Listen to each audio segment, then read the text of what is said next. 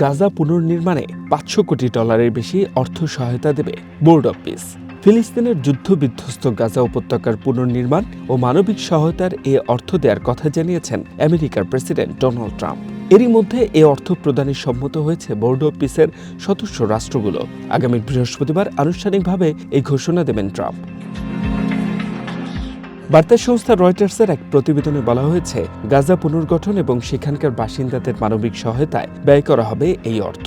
রবিবার সামাজিক মাধ্যমের এক পোস্টে ট্রাম্প জানান, এখন পর্যন্ত $5 বিলিয়ন বেশি অর্থ প্রদানের প্রতিশ্রুতি পাওয়া গেছে। লাইফে কখন কি হয় গ্যারান্টি আছে, তাই ইন্স্যুরেন্স করুন সিটি ব্যাংকে, কারণ ইন্স্যুরেন্স করলে সিটিতে সুরক্ষা পাবেন নিশ্চিতে।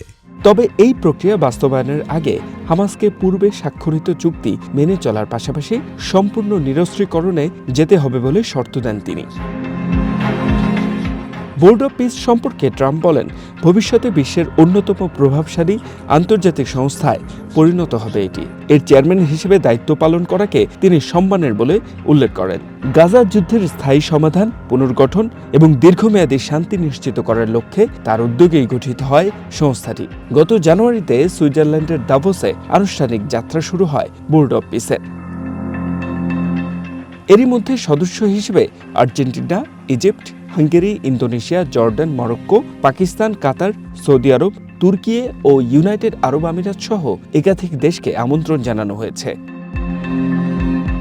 তবে ফ্রান্স, ডেনমার্ক, নরওয়ে এবং সুইডেন সরাসরি এই উদ্যোগে যোগ দিতে অস্বীকৃতি জানিয়েছে। H M Ataullah, one international desk.